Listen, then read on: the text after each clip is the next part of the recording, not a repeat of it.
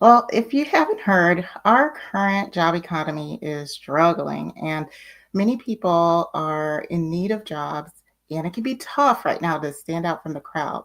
So, whether you're stuck in a rut and in your role and you would like to see yourself out, or perhaps you need a fresh outlook on your event career, then this is going to be the video for you.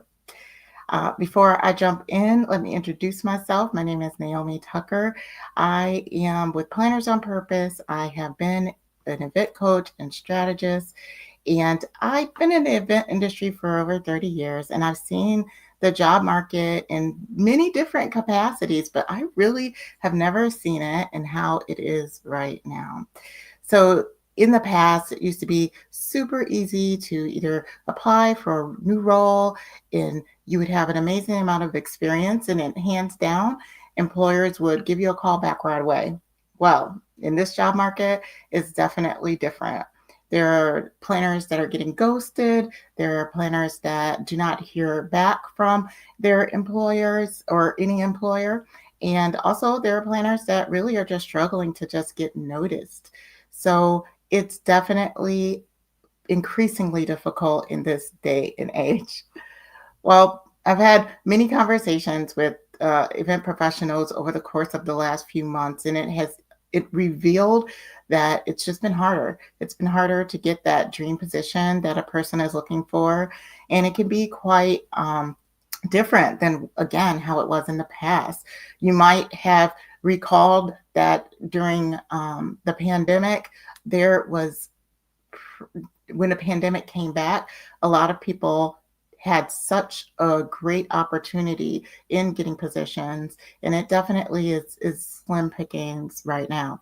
So if you're in a position again that you're stuck and you would like to be more of an in-demand event manager that has more control of your career, then I have some tips that can help you. So now these aren't just ordinary tips, they are proven tips from either myself or from my students and mentees that have overcome some of these challenges. So these are hot off of the press for this particular season. So I'm really excited to share them with you. Now, if you are an event professional and perhaps this is your first time to the channel, welcome. And if you're here in the future, welcome to you in the future. So great to see you.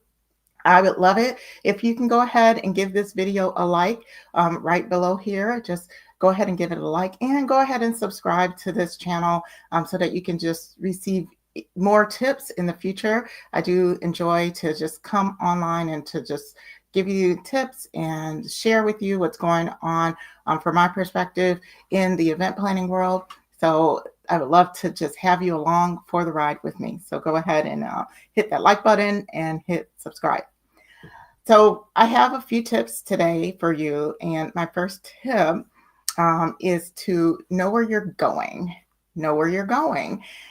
When you get in a car and you turn on that ignition, and let's say you're pulling out of your driveway, you have some type of intention that you know exactly where you're going. Hopefully, you know where you're going. I would also like to suggest for your event career that you also have a vision for your event career. And if you don't have a vision, maybe you get a vision, spend some time with yourself, and really ask yourself this question of where am I going in my event career? Where am I now? Where would I like to see myself in the future? For example, every position that I've had in my past, I've had an idea on what I wanted to do next. For example, I used to work as a what is it? It's a catering convention service sales manager. You remember those? I think they still are here. So as a convention sales manager, I was working at a hotel chain, and I've gotten quite good at that job. I loved it. I love seeing the relationship between the planner and the CSM. As I became more knowledgeable in my work, I was just increasingly curious of just how it felt like on the planner side. I wanted to become like more of a planner. I considered myself a planner since I was helping people with planning their events, but I really thought that my next logical step was really being responsible for even more of that event planning process. So I pretty much knew that that was going to be my next step. And guess what? As soon as I put focus on it, it was easier for me to get to that opportunity. And this has happened in more times than one in my life. So I would just say to make your vision plain. Whatever your vision is for that next step in your career, or perhaps you want to just take on a different type of project in the organization that you're with, definitely write it down, make your vision plain, and that way you can start to make those intentional moves in the direction of your vision. Every move, every opportunity, make sure that it's going to align with where you want to go. So that is my first tip for you, is to know where you're going. So if you know where you're going, definitely leave a comment. I would like to know, what is your next step for your career? All right, my next tip for you is to make sure that you have an updated resume. Now, in this job economy, and we are seeing increasingly more companies that are shifting and restructuring their companies in order to just give some space for how they're looking for their companies to be in the future. This is presenting lots of layoffs in not only our industry, but just all over. You can see it everywhere. Walmart has just said that they were going to cut back. And then you also had Amazon that said that they were going to cut back. Countless companies. You could just do a Google for layoffs and sort it by most recent, and you will see how many companies have basically been laying off people right now. And it can be concerning, and it can also present some uncertainty in perhaps where you are in your career, or perhaps if you were one of the people that did get laid off, now you're in a position where you now are trying to figure out what your next step is. So the next step I guess I have for you is to update your resume.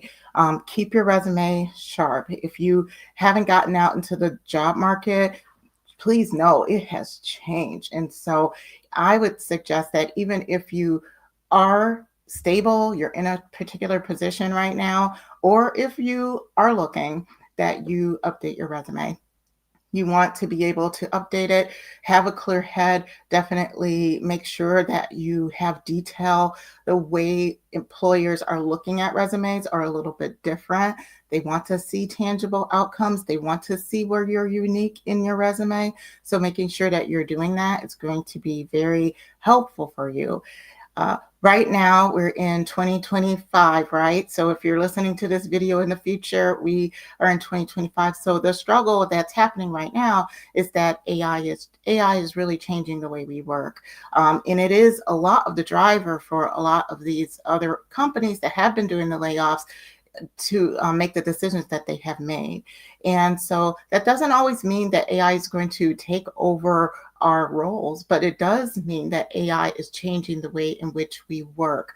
So it's also changing the way we are perceived by our future employers. So as you're opening up updating your resume, make sure that you are just showcasing kind of some of the way that you're adapting to technology. If you're in your interviews, things like that, making sure that you're showcasing how you're adapting to AI.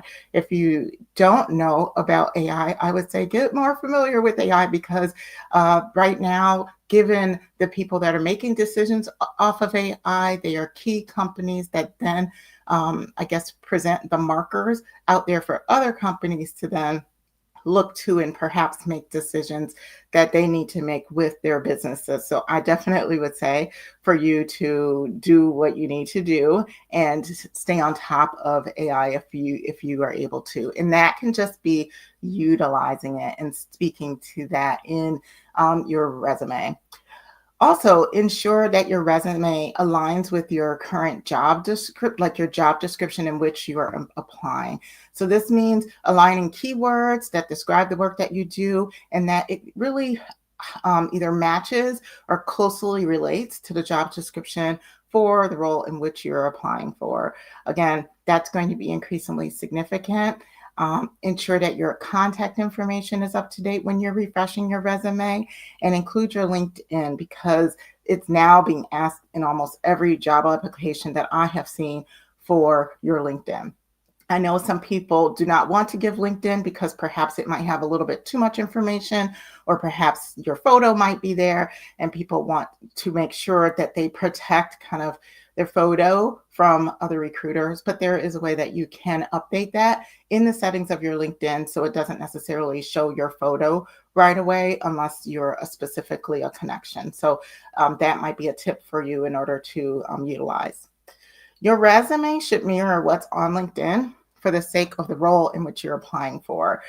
There might be some situations where that might be different if you're a freelancer, or maybe you do some other side work that doesn't really align with the theme in which, let's say, your career is. But overall, your recruiter is looking for consistency in both of those. So any way that you can have some consistency, that is great. And if you don't, you leave your LinkedIn. Some recruiters are definitely out there trying to find you on LinkedIn. So make sure that you are just making it easy for the person that has your resume. Well, speaking of recruiters, there are so many situations that companies are using AI to filter through responses. If you haven't heard of that, it is happening. So, due to many of them there's so many applications. So, an employer would send out a posting on a job, and I would say by 24 hours later they would have hundreds of applications or resumes to sift through. And sometimes that can be really hard for like the one person that's helping to recruit somebody for that role. So it's really important to, if you're out there and you're in this job market, to respond quickly, but also know that AI could be filtering through some of those applications.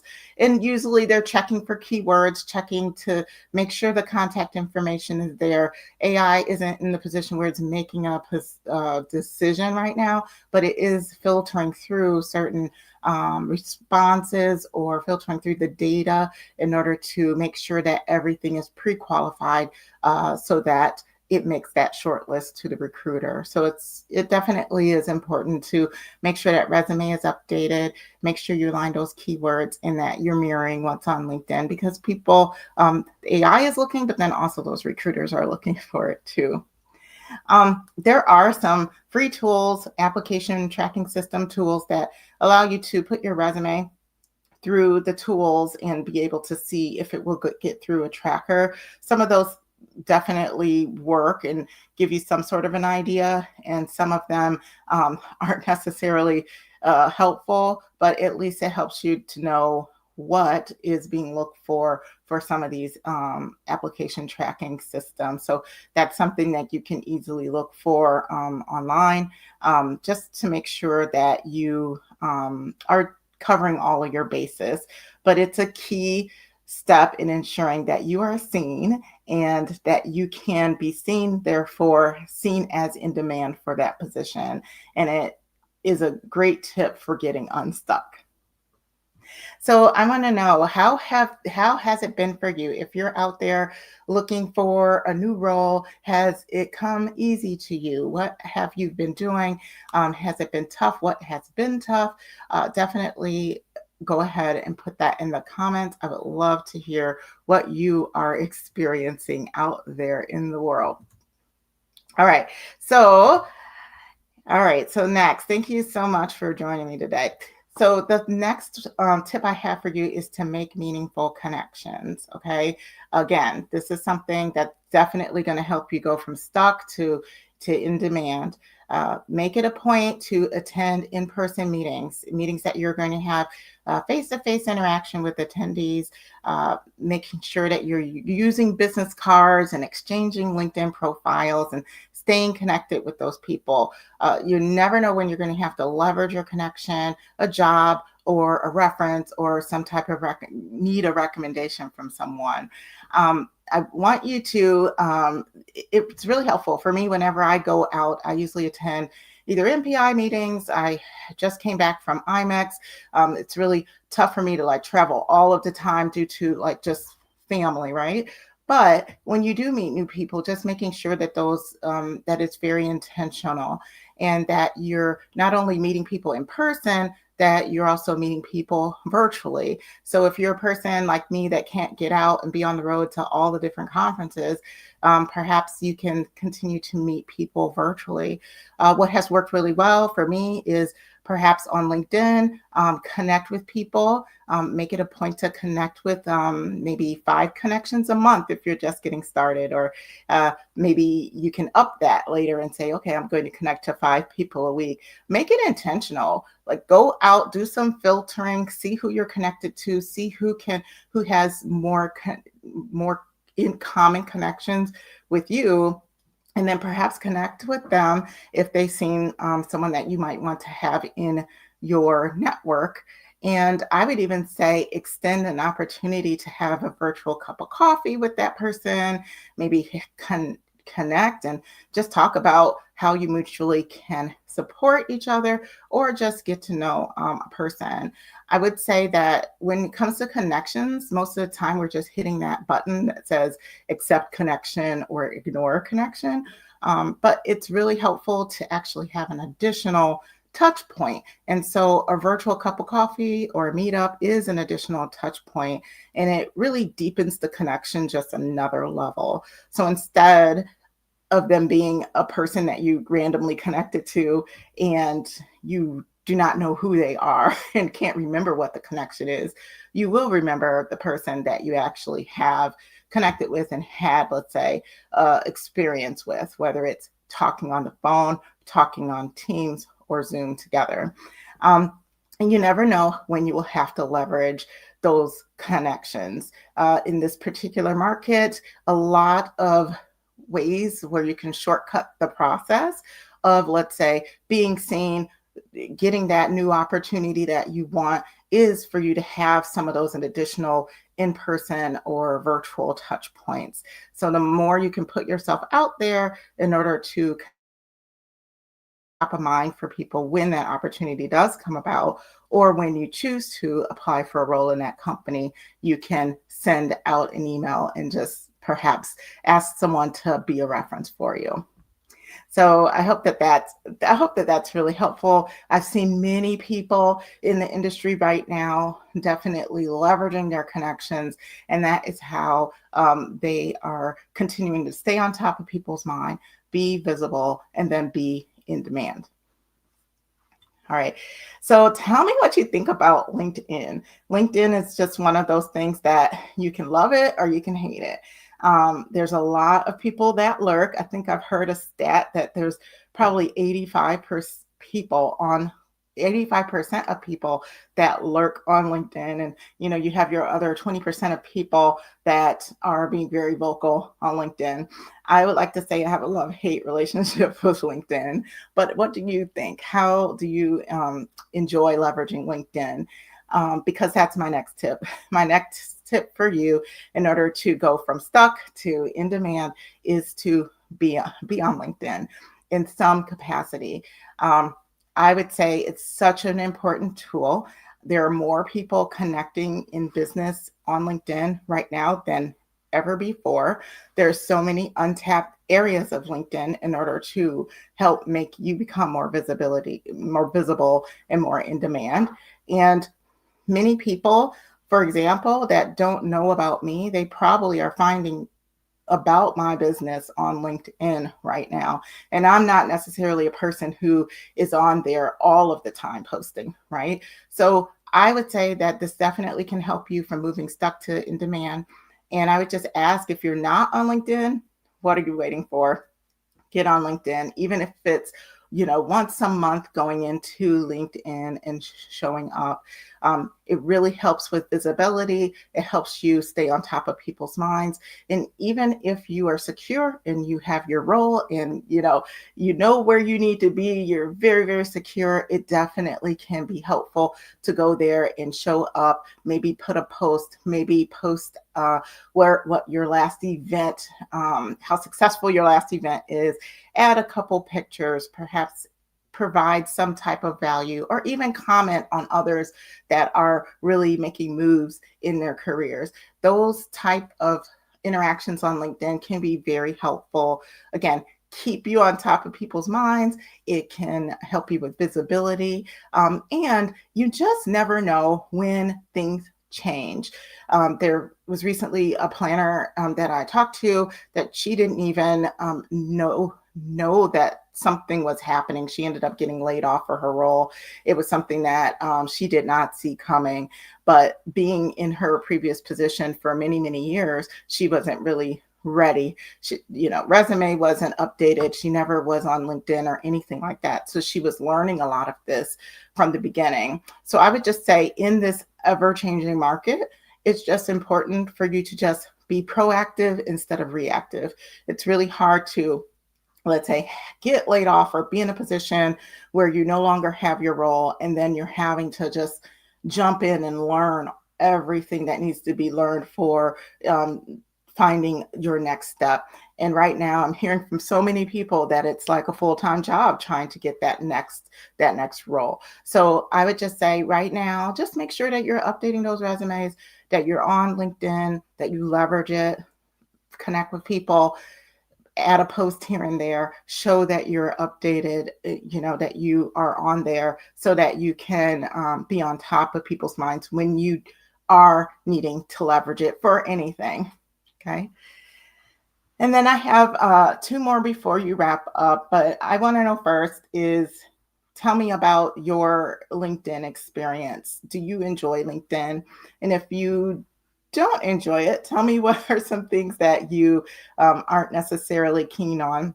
And then if you do, tell us your tip. I would love to know what you enjoy getting out of LinkedIn so that we are all learning together. All right. The last couple I have is for you to provide value. Um, Providing value, no matter what social media that you are actually on, is going to be very helpful for you. Employers are more savvy than they were in the past.